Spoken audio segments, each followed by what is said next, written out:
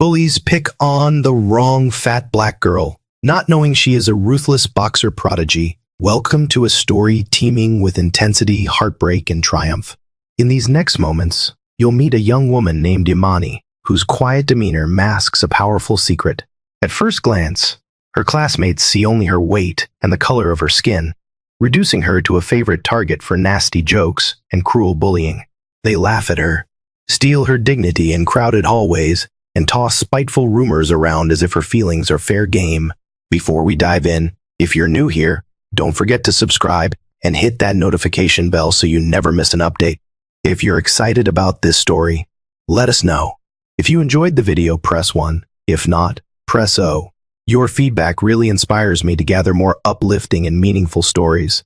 What they don't see, however, is the controlled strength behind Imani's reserved appearance.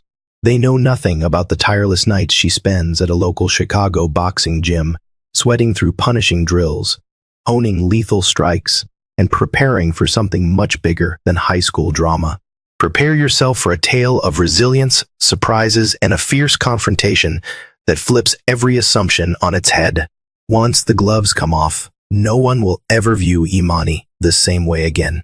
Imani Jackson's day began like every other, trudging along the cracked sidewalks of Chicago's South Side, breath fogging in the chilly morning air, wearing her usual oversized black hoodie, emblazoned with the Nike swoosh and baggy jeans. She tried to slip into Weston High School as invisibly as possible. Yet invisibility was hard to achieve when Todd Jacobs, self-declared king of the student body, was constantly on the lookout for fresh ways to terrorize her. By second period, Todd had already orchestrated a casual accident by spilling chocolate milk on Imani's desk. The sound of giggles that followed Addison, Lucy, Terrence, and Aiden stung worse than the mess. Imani clenched her fists beneath her desk, forcing herself to stare straight ahead. She reminded herself, silently, that retribution would come in a different arena. When the bell rang, she gathered her soiled notebook and raced to the restroom. Her reflection in the mirror revealed a self she often struggled to love. Large brown eyes clouded with embarrassment, full cheeks flushed from the humiliation, and her hair in 2 thick braids. As she dabbed away the chocolate milk stains, an old ache surfaced. Sometimes she wished she could disappear, yet a small, quiet flame burned within her, a determination that Todd and his henchmen knew nothing about.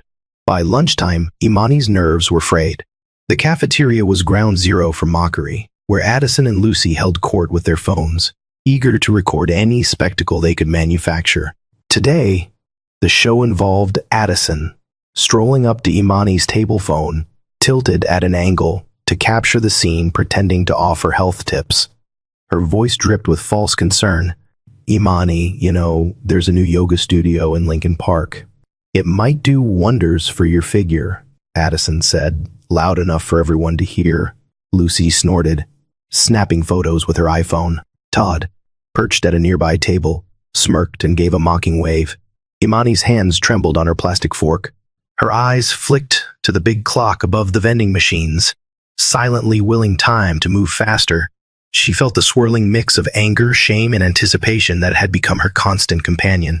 Just as Addison opened her mouth to spew more condescending advice, the cafeteria's double doors slammed open. A fierce-eyed security guard marched inside, barking at someone out of sight. The sudden commotion offered Imani the perfect chance to slip away. She ducked out of the cafeteria, leaving Addison mid-sentence. As she strode down the corridor, heart hammering, the single thought that kept her going was, "They have no idea what I'm capable of." The final bell rang at 3:00 p.m. But Imani never rushed straight home. While many of her classmates piled into school buses or hopped into their parents' SUVs, she took the same hidden path she had for the past year and a half. A worn, graffiti-laden back alley cut through a cluster of run-down apartments, eventually spilling out onto a quiet street lined with sagging chain-link fences. At the end of that street stood Garfield Boxing Gym. From the outside, Garfield looked like any other aging building. Its cracked sign, half-flickering neon letters, and gray exterior gave it a grim facade. But inside, it was a world of discipline, camaraderie, and second chances, a sanctuary for those willing to work. The smell of sweat and disinfectant greeted Imani like an old friend. "About time, champ," bellowed Clarence Iron Fist Johnson, the gym's owner and head coach. He was a barrel-chested man with a salt and pepper beard who once fought on the undercard of a Mike Tyson match in the late 80s. Clarence believed in tough love. His booming voice and merciless training methods were legend among local fighters, but he also possessed a heart that refused to quit on any young boxer willing to put in the work. Imani nodded, dropping her backpack by the ring. Here, she didn't have to hide in oversized hoodies. Here, she was allowed to throw punches with full force, and no one called her names. Stepping onto the worn canvas, she wrapped her hands and prepared to channel every ounce of frustration from the day into pounding leather. The gym echoed with the rhythmic pounding of gloves against heavy bags, accompanied by the metallic rattle of chains. Music blared from a battered speaker, a mix of old-school hip-hop, from artists like KRS-One and A Tribe Called Quest. It was a gritty kind of soundtrack that motivated fighters to push through fatigue. Imani taped her wrists meticulously, every motion a ritual of focus. She thought of Todd's grin, Addison's health tips, Lucy's phone camera. Her cheeks warmed with anger. Right now, all of that served a purpose, fueling her determination. "Gloves up," Clarence barked, nodding at one of the gym's older fighters, a lean guy named Travis. "Spar 2 rounds with Imani." No holding back. Imani's heart thudded. Travis had a reputation for swift footwork and a killer left hook. She ducked under the ropes, heart pounding with adrenaline. The bell rang. Travis circled her, testing her reflexes with light jabs. She shuffled, breathing deeply, counting the beats in her head. Suddenly, Travis lunged with a left hook. Imani's mind flashed with Todd's mocking face. She leaned back just enough to let the glove skim her ear, then countered with a jab-cross combination to Travis's midsection. A hiss of breath escaped Travis's lips as her punches landed solidly. Still, he was quick. He retaliated with a right cross that grazed her cheek. Pain ignited her senses, but Imani gritted her teeth. This was her escape and her empowerment moment by moment. She was transforming her anger into a tangible force. By the time their 2-round spar ended, Imani's arms shook with fatigue. Yet a part of her felt electrified, alive in a way she never did at school. Travis stepped back, panting. He offered a respectful nod. "Girl, you pack a punch," he admitted, wincing slightly. Clarence whistled, stepping between them. "That's enough for now," he said, arms folded over his broad chest. "Imani, you got potential, but you gotta stay focused. No drifting off, even for a second." Imani knew what he meant. A few moments earlier, her mind had flickered to the memory of Addison snapping photos. In that lapse of concentration, Travis had nearly clocked her. "Yes, coach," she said, swallowing. The training was tough, but she loved every moment of it. Her phone buzzed near her backpack. Sweaty and breathless, she checked the screen. It was her mother, Patrice Jackson, a registered nurse working double shifts at Northwestern Memorial Hospital, asking if she'd be home for dinner. Imani texted back that she'd grab something on the way, possibly Harold's Chicken, or a quick sub from Jimmy John's. She returned her phone to her bag, glancing at Clarence as he prepped the heavy bag for more drills. She had no way of knowing that, at this very moment, Todd was bragging to Terrence about some big plan he had for the following school day. The bullies, bored and eager for drama, were about to kick their cruel antics into high gear. Sunset in Chicago painted the sky a mix of orange and pink, casting long shadows across the asphalt when Imani finally left Garfield Boxing Gym. Her muscles throbbed, and her face glistened with sweat, but her spirit felt a heady buzz. Boxing was more than a sport. It was her fortress against the world's spite. She took the usual route home, weaving through the same alleyways. As she approached her apartment building, a 6-story complex with chipped paint and flickering hallway lights, she glimpsed a figure lurking by the stoop. Fear quickened her pulse until the figure stepped into the light. Layla Johnson, a girl from school with large glasses and a friendly smile. They weren't exactly close, but they'd had a few polite exchanges in class. "Hey," Layla greeted softly. "I was waiting for you. I wanted to talk about Todd." Imani felt her guard go up. "What about him?" Layla glanced around nervously. "I overheard him telling Terrence he's got something planned for tomorrow. Something big, to humiliate you. I just thought you should know. Maybe warn a teacher or something?" Imani forced a tight smile. Thanks for letting me know, but Todd's been on my case for years. I can handle it. Inside, though, her stomach twisted. She wondered what fresh torment Todd had concocted. Layla gave a supportive nod and drifted away into the night, leaving Imani alone with her racing thoughts. Morning came too soon. After tossing and turning half the night, Imani arrived at Weston High with a gnawing sense of unease. She scanned the halls for any sign of Todd's big plan, every nerve on high alert, but homeroom passed without incident. Then first period, then second. By the time lunch rolled around, she dared to hope he had forgotten or that Layla had misunderstood. Those hopes were shattered when she saw the commotion in the cafeteria. A large banner, scrawled with permanent marker, hung above the lunch line. It read, "Fat Camp Applications. Sign up for Imani Jackson's Weight Loss Challenge." The cafeteria roared with laughter as Addison and Lucy took selfies beneath it, tagging Imani's Instagram handle in humiliating captions. Imani stood frozen in the doorway, her heart hammering. Todd, in the center of the spectacle, raised his hands as if he were an MC at a show. "Step right up, folks. Donate a few dollars, and we'll send our star contestant to the best weight loss camp in the nation." Imani's throat tightened. A part of her wanted to charge forward and swing a right hook into Todd's smug face. But she knew better. A single punch at school would jeopardize everything: her chance to compete, her relationship with Clarence, her mother's trust. Instead, she forced herself to keep walking, blinking back tears that threatened to break free. The tension in Imani's chest felt like a coiled spring about to snap. She rushed to the girls' restroom, ignoring the taunting calls from Lucy. Once inside, she locked herself in a stall and let out a trembling breath. Rage and humiliation twisted her stomach. She wanted to fight back, to stand up for herself. But how could she do that without risking suspension or worse? Suddenly, the restroom door creaked open. "Imani?" came a hesitant voice. It was Layla again. "Are you okay?" Imani sucked in a breath, trying to steady her voice. "I'm fine," she lied, pushing open the stall door. She caught a glimpse of her tear-stained cheeks in the restroom mirror, her braids slightly disheveled. Layla offered a sympathetic grimace. "I'm so sorry about that banner. I tried telling the principal, but Todd's parents donate a ton of money to the school. He practically gets away with anything." Her eyes flickered with frustration. Imani balled her fists at her sides. This has gone on long enough. She remembered the ring, how powerful she felt landing combination punches. A sudden thought ignited her mind. If only Todd could see who she really was outside of school. If only her tormentors could witness her strength. "He won't stop," she muttered, voice trembling. "Unless I stop him." That evening, Imani returned to Garfield Boxing Gym early. The sun had barely dipped below the horizon when she stepped inside the musty building. Clarence noticed her stormy expression before she could even set her bag down. "Something's eating you up," he said, hands on his hips. "You ready to channel it?" Imani nodded, biting the inside of her cheek to steady herself.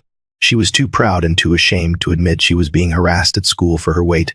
From day one, Clarence had preached self-respect, telling all his fighters, "You gotta believe you deserve to stand tall." Yet, how could she reveal just how low she felt? Wordlessly, she hopped into the ring with Rochelle, a skilled boxer known for her cunning footwork. Tonight, anger surged in Imani's veins, fueling her offense. She threw punch after punch, driving Rochelle into the ropes. The sting of each collision of leather on flesh echoed in the gym.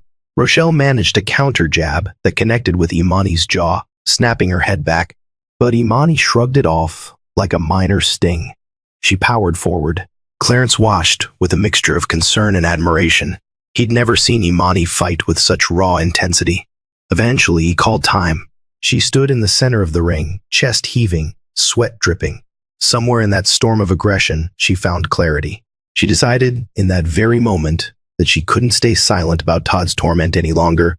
She left the gym that night bruised and exhausted, yet strangely empowered.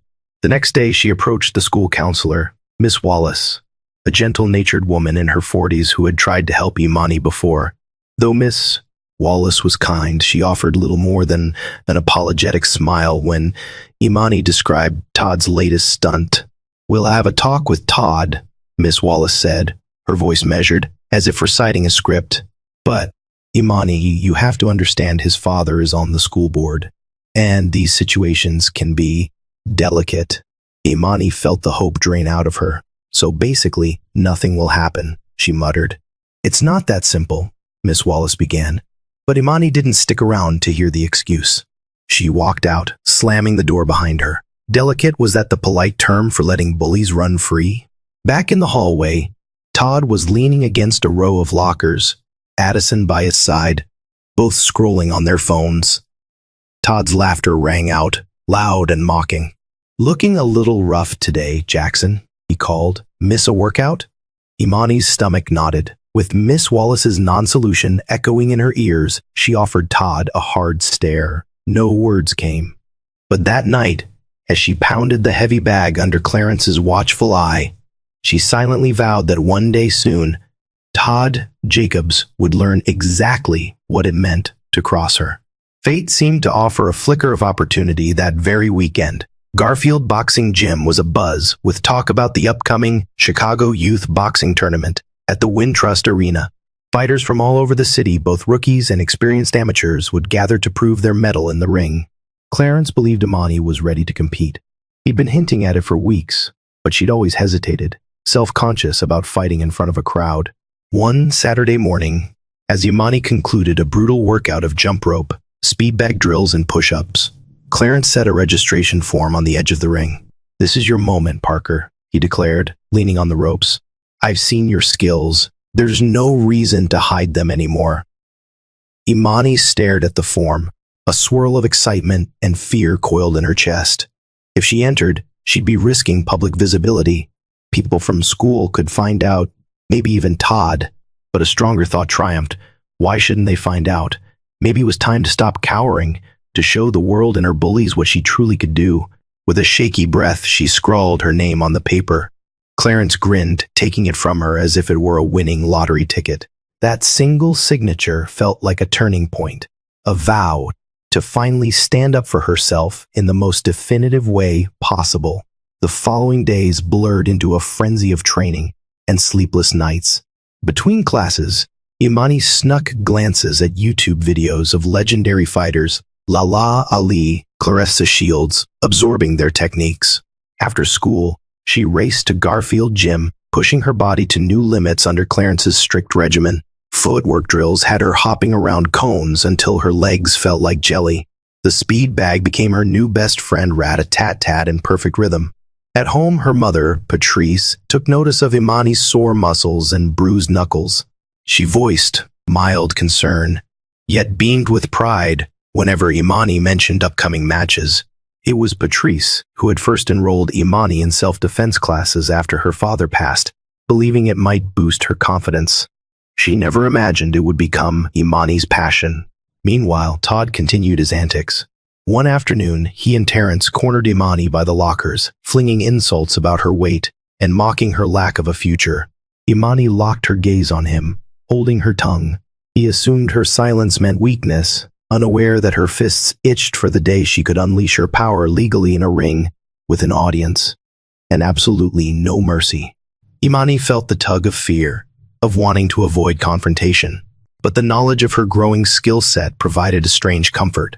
The day of the tournament inched closer, and she kept repeating Clarence's words, "You've got to believe you deserve to stand tall." The week before the tournament, an unexpected turn of events rattled the school. Principal Morris announced a Wellness Week initiative, inviting local organizations to share information about health and fitness.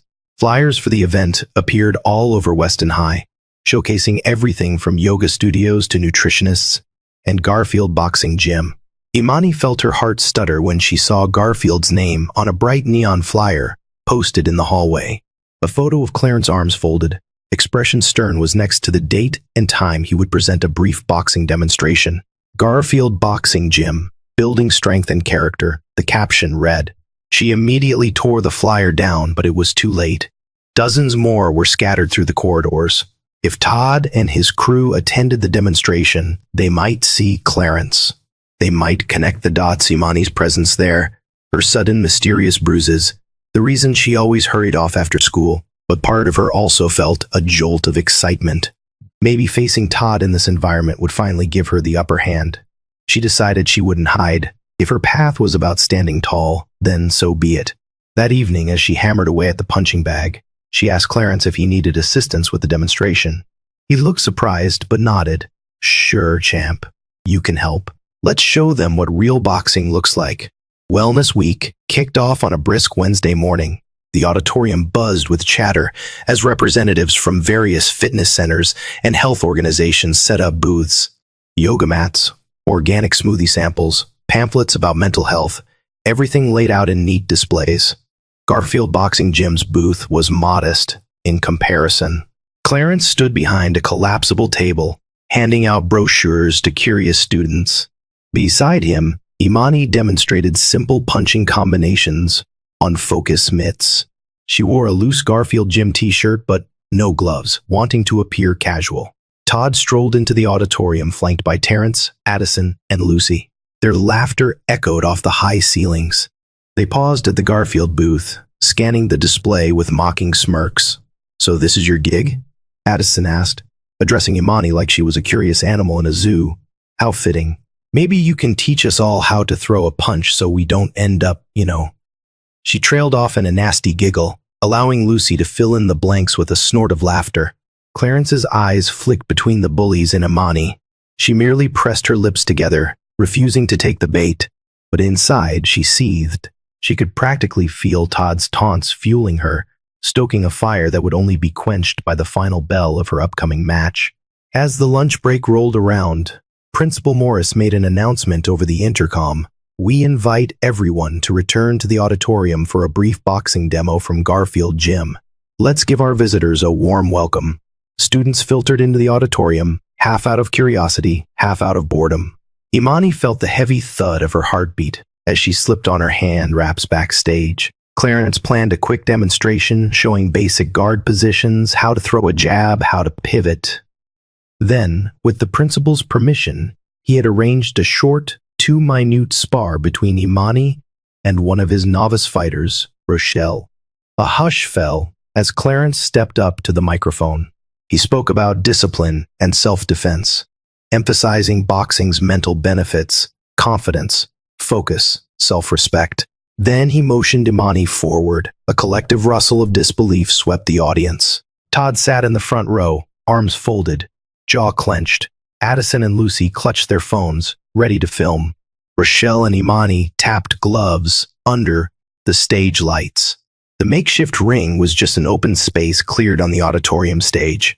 When the demonstration began, Rochelle led with a flurry of light jabs. Imani slipped them easily, returning a crisp 1-2 combination that drew a startled gasp from the crowd. Todd's smirk faltered.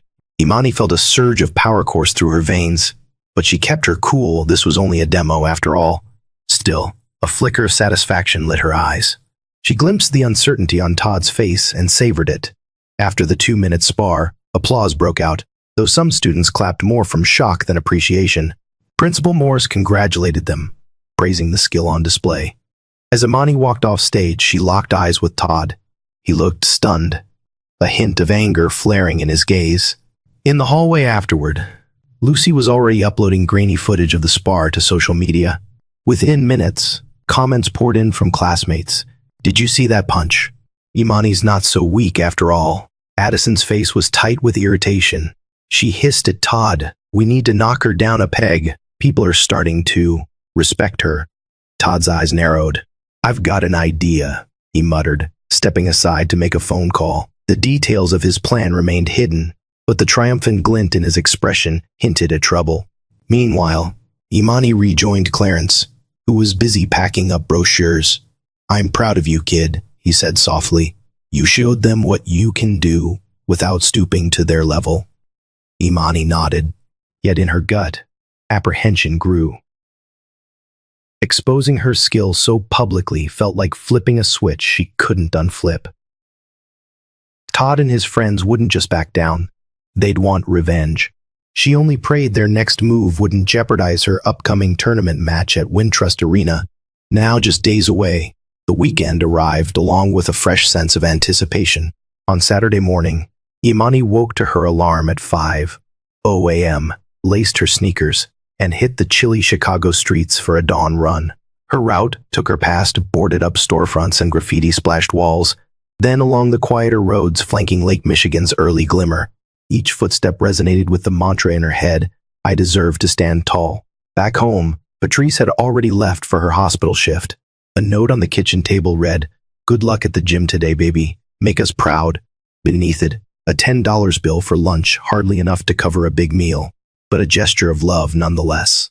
By the time Imani reached Garfield Gym, Clarence was in the ring, guiding Rochelle through agility drills. He motioned Imani over. "Hit the mitts with me, champ," he said, a playful grin tugging at his lips.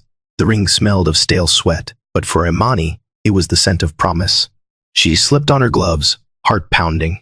Between rounds of pad work, Clarence dropped hints about an even bigger tournament circuit if she won at Wintrust. "Scouts might notice you," he said. "Could open doors for scholarships." Imani's eyes widened. The prospect of a scholarship of forging a path away from Weston High's bullies fanned her determination like oxygen to a flame. That same Saturday afternoon, Todd hovered outside Addison's lavish townhouse in Lincoln Park. The Jacobs family SUV idled at the curb, engine purring. Todd paced the sidewalk, phone in hand, barking instructions at Terrence. "Just do what I said. Get me the code. If this works, we'll make sure Imani's finished for good." Addison emerged from her front door, flipping her perfectly styled hair. "Calm down," she cooed. "Is this about that boxing thing again? You're getting so worked up." Todd shot her an icy glare. "I'm not losing face to that girl," he snarled. "You saw how everyone was looking at her after that sparring demo. Like she's some hero? Well, by Monday they'll be singing a different tune." Addison pursed her glossy lips. "Fine, but this had better be worth it. My parents will kill me if I get in trouble." Inside the SUV, Lucy scrolled through social media, reading the comments on the Garfield Gym post. "There's a rumor she's competing at Wintrust Arena next week," Lucy said, voice tinged with envy. "People are actually planning to watch her. They're calling her the next big thing." Todd's jaw clenched. "Not if I can help it," he growled. He revved the engine, glaring at the city streets. Imani's shining moment would never happen if he had his way. Imani felt the weekend slip through her fingers in a haze of training and exhaustion. She barely caught her breath before Monday morning arrived along with an ominous silence that settled over Weston High. The usual jeers from Todd's crew were absent. Addison and Lucy huddled in corners, whispering, eyeing Imani with smug half-smiles. Terrence and Aiden seemed preoccupied, checking their phones every few minutes. It was enough to put Imani on edge. She turned down Layla's suggestion to eat lunch in the cafeteria, choosing instead to hide in the library. Layla, ever loyal, sat beside her, both of them quietly flipping through textbooks. Despite the hush, Imani's pulse drummed in her ears. Something was coming. By last period, her anxiety had soared. The final bell rang, but as Imani headed to her locker, she found a group of students crowded around it, chattering excitedly. Her heart plummeted. Scrawled in red paint across her locker was a vile slur, the words "fat cow" accompanied by a crude caricature. She froze, feeling a rush of blood to her face. Lucy stood among the onlookers, phone in hand, capturing the humiliation for her Snapchat story. Addison lingered in the background, giggling. And there, leaning casually against the lockers, as if admiring a masterpiece, was Todd. "Looks like we spruced it up a bit," Todd said, feigning innocence. Fury ignited inside Imani. But before she could speak, Miss Wallace and the school security guard arrived, stunned by the vandalism. In the chaos, Todd strolled away, wearing a triumphant smirk. The aftermath spiraled into a blur of administrative drama. Principal Morris clucked his tongue about inappropriate behavior, but Todd coolly shrugged off any accusations, swearing he had been nowhere near Imani's locker. Addison and Lucy also played innocent. Meanwhile, Imani had to fill out incident reports, standing in the main office with trembling hands as staff members offered half-hearted sympathy. Her mother, Patrice, was notified. She arrived at the school still in her nurse scrubs, exhaustion etched into her face. "This is unacceptable," Patrice told Principal Morris. "You must take action." The principal only sighed, muttering about lack of evidence and doing our best. Imani's cheeks burned with frustration. The sense of injustice threatened to crush her. So many times she'd walked away from Todd's abuse. So many times she'd swallowed her pride, hoping school authorities would intervene. But each new offense was worse than the last. That night, after a silent car ride home with Patrice, Imani locked herself in her bedroom. She stared at the Garfield Gym tournament registration, pinned to her corkboard. In less than a week, she'd face her biggest match yet. She wiped away angry tears, reminding herself she had a bigger arena to settle things in, one that Todd couldn't corrupt with lies or vandalism. Determined, she packed her gym bag. Her fists would do the talking soon enough. The days leading up to the Wintrust Arena match crawled by. Tensions at school were at an all-time high. Todd's little stunt with the locker left a sour taste in the mouths of several students who, while once complicit in the bullying, now found it distasteful. A quiet shift was happening. People were talking, exchanging sympathetic looks with Imani.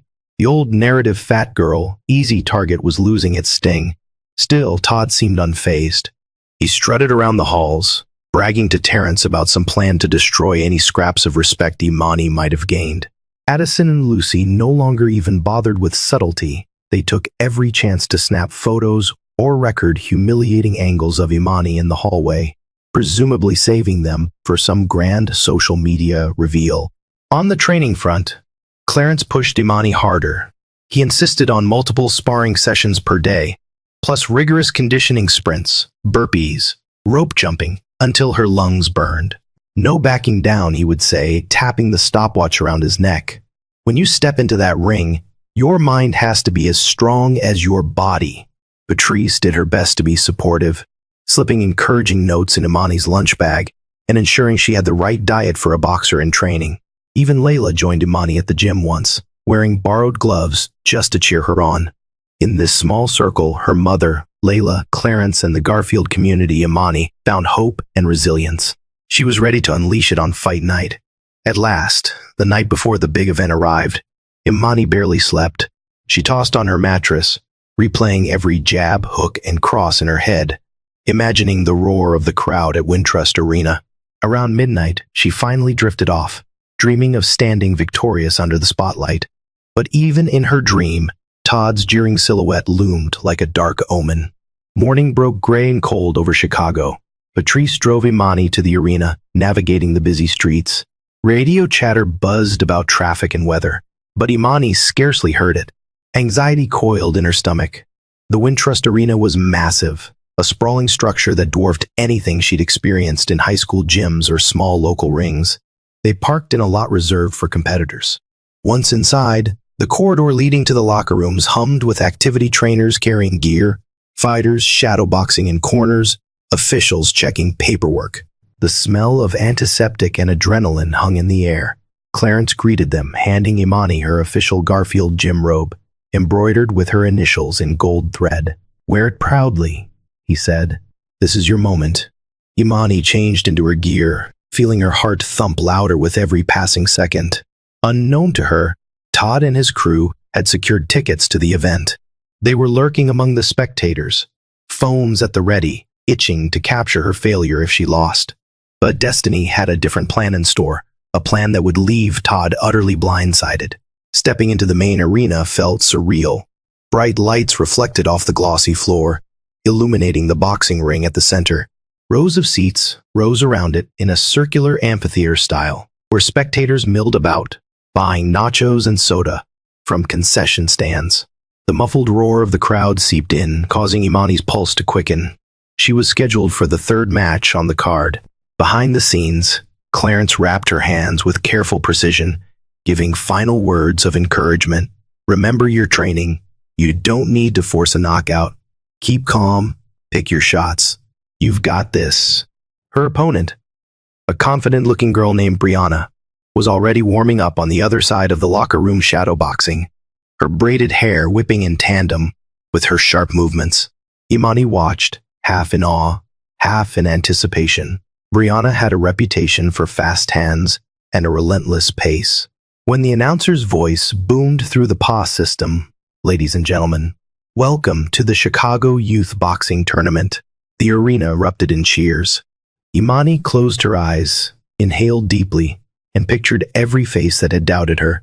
Principal Morris, Addison and Lucy, Terrence, especially Todd. With each face, she felt another surge of determination. This was where she would stand tall, no matter what. A hush settled as the ring announcer called both fighters to their corners. Under the brilliant overhead lights, Imani's robe shimmered, Garfield Jim's emblem on her back. Her heart hammered as she slipped through the ropes.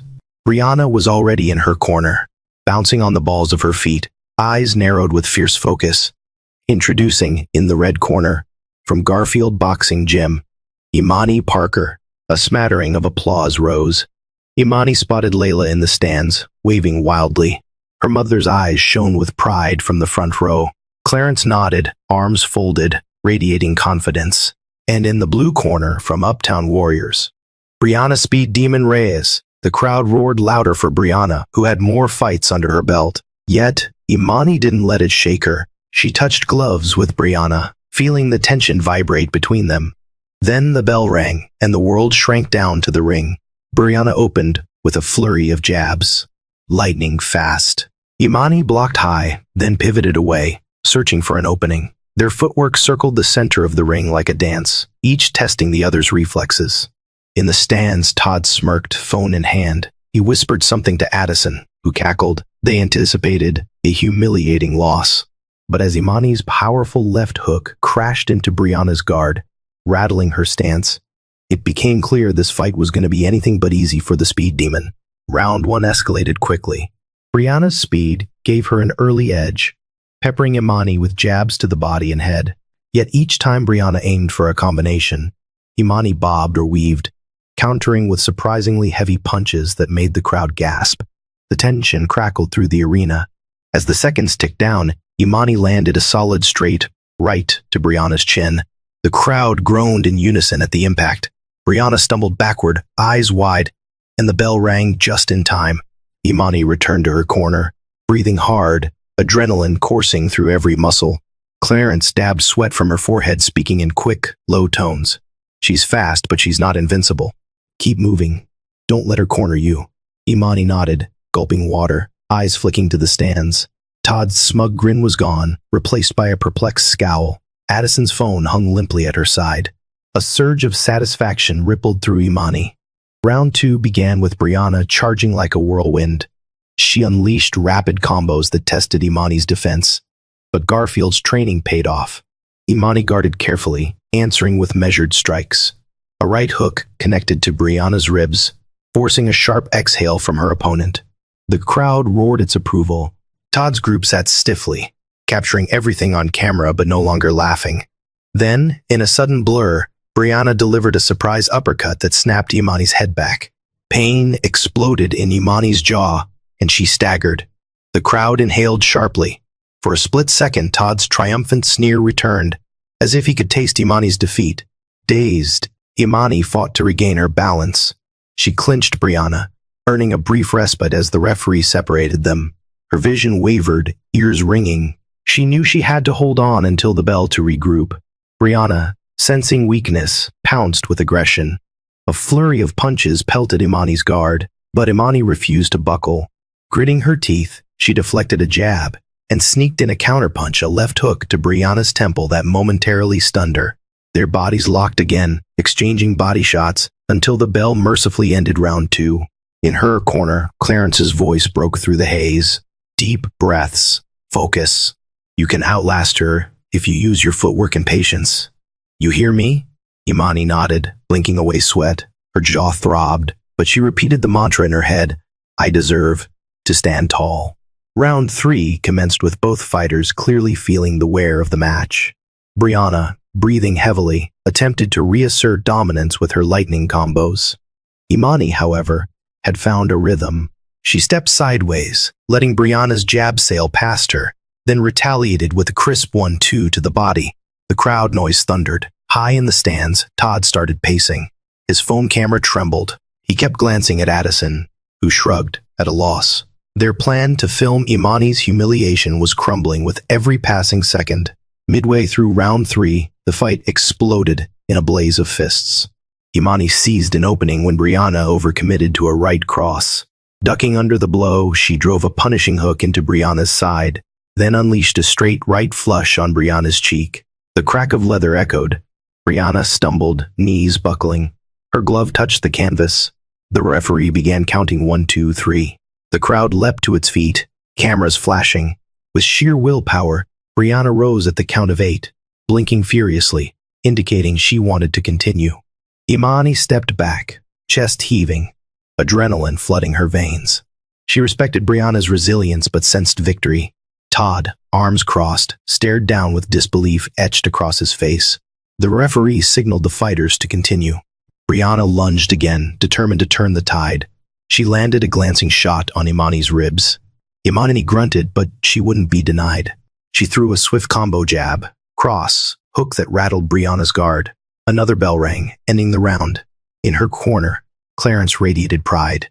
"You got her on the ropes," he said, pressing an ice pack to Imani's swelling jaw. "Stay focused. Don't let up now." Across the ring, Brianna's coach frantically fanned her with a towel. The final round loomed, and the entire arena buzzed with anticipation. Chapter 28, approximately 200 words. Round 4 erupted in a flurry of desperate strikes from Brianna, who knew she needed something dramatic to salvage the fight. But Imani kept her composure, focusing on technique and timing. She slipped a jab, sidestepped across, then retaliated with a crisp right hand to Brianna's midsection. The cumulative damage took its toll. Brianna's punches slowed, her footwork unsteady. Sensing the end, Imani pressed forward, unleashing a final barrage, jab to the head, cross to the chin, and a punishing hook to the body. Brianna sagged against the ropes, and the referee intervened, waving the fight off. The ring announcer bellowed, "By TKO, in the 4th round the winner, Imani Parker." The crowd erupted in cheers and applause. Clerks from local boxing publications scrambled to note the result. Imani dropped to her knees, tears mixing with sweat, overwhelmed by her victory. Amid the celebration, Todd was stone still in the stands. His phone recorded the final blow in humiliating detail, but not for Imani. His plan to capture her downfall had backfired spectacularly. Addison, Lucy, and Terrence stood beside him, wide-eyed. For once, they had nothing clever to say. Clarence rushed into the ring, hoisting Imani's arm in triumph. Journalists snapped photos. Layla bounced with excitement, hugging Patrice, who wept tears of joy. Imani had done it, defied every label, shattered every belittling taunt. In that moment, she was unstoppable. The victory ceremony was a blur of lights and praise. Tournament officials crowned Imani with a small trophy and wrapped her shoulders in a shimmering silver medal. Cameras flashed endlessly. Reporters from local sports blogs asked her about her training, her background, what fueled her. She mentioned Clarence, Garfield Boxing Gym, and her mother's unending support. She chose not to mention the bullies at school. Tonight was about her triumph, not their cruelty. After the adrenaline subsided, Imani slipped away to a quiet hallway backstage. Her aching muscles screamed for rest, and the sudden hush felt surreal after the roar of the crowd. That was when Todd appeared, flanked by Addison, Lucy, and Terrence. A new tension hung in the air. Imani tensed, bracing herself for insults. Instead, Todd's eyes flitted uncertainly over her bruised jaw and the trophy in her hand. "So, you're actually good," he muttered, sounding almost bewildered. Imani held his gaze. "I've always been good. You just never bothered to see it." Lucy took a half step forward, phone still in hand. "That was intense," she murmured, the usual mean edge absent from her voice. Addison looked away, arms folded tightly. Terrence fiddled with his hoodie string, as though he couldn't decide if he should congratulate her or keep up the bravado. Todd opened his mouth, perhaps to offer some grudging respect, but a sudden call from the hallway interrupted, setting events on a collision course none of them expected. "Imani!" came a frantic shout. Patrice rounded the corner, phone pressed to her ear. Layla was right behind her, eyes bulging in alarm. Somebody posted awful pictures of you on Instagram," Patrice said breathlessly. "Calling you a cheat, saying you used illegal substances to drop weight. They're threatening to disqualify you." Imani's chest constricted. "What?" She felt a chill, blood rushing to her ears. This made no sense. Her victory had been clean. Clarence was strict about fair play. Layla held up her phone, showing a post from an anonymous account. The images were obviously doctored fake screenshots of text messages implying Imani used banned performance enhancers. The account tagged both the Chicago Youth Boxing Federation and the official tournament page, riling up trolls in the comments. Her mind whirled. This had to be sabotage. And who else would do something so low except Todd? She glanced at him, her face a tempest of betrayal. Todd swallowed hard. "That's not me," he insisted, seeing her accusatory stare. I didn't do that." Imani's fists clenched. Addison's gaze darted guiltily. Lucy took a step back, and Terrence avoided eye contact. Could it be that one of them had gone rogue, taking their vendetta to a new, toxic level? Before she could react further, tournament officials called Imani to a side room to investigate the allegations. Her glorious victory now hung by a thread. Inside the cramped side office, Imani found herself facing two stern officials from the Chicago Youth Boxing Federation. Their expressions betrayed skepticism, but also a willingness to hear her side. Clarence sat next to her, arms folded defensively. Patrice paced behind them, radiating maternal protectiveness. "You claim these images are fake?" one official asked, tapping a stack of printed screenshots that showcased outlandish text exchanges about steroids and quick weight loss secrets. Imani's voice trembled. "Yes, they're completely fake. I'd never dope. I worked hard for this." Clarence chimed in. "I can vouch for her. I watch her train every day, and I wouldn't tolerate doping in my gym. We have standard weigh-ins. We follow all the rules." The officials exchanged glances. "We'll need to conduct an investigation, including a possible drug test. If she clears it, we'll strike these rumors from the record." A wave of relief washed over Imani. Though anger still simmered, someone had tried to ruin her. As they left the office, Todd and his crew waited in the hallway. Lucy's phone was nowhere in sight this time, and Addison's usual smugness had vanished. A flicker of surprise crossed Todd's face when he heard about the drug test. "Whoever did this, they're going too far," he muttered. Imani studied him, uncertain if he was genuine or if this was just another twisted ploy. Her world felt upside-down victory overshadowed by a digital smear campaign. But she wasn't about to crumble. Not now. Hours later, the test results came back clean, as Imani and Clarence knew they would. The officials apologized for the inconvenience and confirmed her championship title would stand. The sense of vindication was immense, but the damage of such a smear attempt still stung. Outside, the arena lights dimmed as the event wrapped up, staff and fighters trickling away into the Chicago night. Near the parking lot, Todd lingered with a conflicted expression. Addison, Lucy, and Terrence had retreated to the SUV. Approaching Imani, Todd hesitated, swallowing hard as if forcing back his old arrogance. "Look, I didn't make that fake account, okay?" he said, voice low. "Honestly, I never thought you'd be capable of something like tonight. You proved me wrong. All of us." Imani studied him. Even if Todd was innocent of this final sabotage, he was far from guiltless for the years of bullying. Still, she sensed a crack in his once impenetrable facade. She said nothing, letting the gravity of the moment hang in the air. Then, in a twist of fate, a police cruiser rolled up. The officer stepped out, addressing Addison's father, who had arrived moments earlier. Turns out Addison had used her father's credit card without permission to hire a digital consultant to smear Imani. When Addison's father discovered the fraudulent charge, he confronted Addison, who broke down and confessed. The consultant had orchestrated the fake doping screenshots. In one final blow of karmic retribution, Addison found herself facing serious repercussions both at home and legally. A hush fell as Addison was led away by her furious father and the officer, tears staining her perfect mascara. Todd watched in stunned silence. Lucy nearly fainted, and Terrence hung his head. Imani merely exhaled. After all this time, the bullies had hoisted themselves with their own cruelty. Clarence placed a supportive hand on Imani's shoulder. Patrice, eyes watering, hugged her daughter tight. The night air felt electric with possibility. Though the scars of bullying would remain, Imani stood triumphant, her champion's trophy gleaming under the streetlights. For the first time in a long time, she breathed free, knowing she had fought and won not just in the ring, but in the battle for her own self-worth. Thank you for joining us on this intense, emotional ride, a testament to one young woman's unwavering resolve against cruelty and doubt. We witnessed how Imani's quiet strength shattered the bullying machine that tried to keep her down, ultimately revealing a champion spirit that refused to yield. In the end, her bullies faced the consequences of their actions, and Imani proved that true power emerges when we push past fear, rise above hatred, and stand firm in our own worth.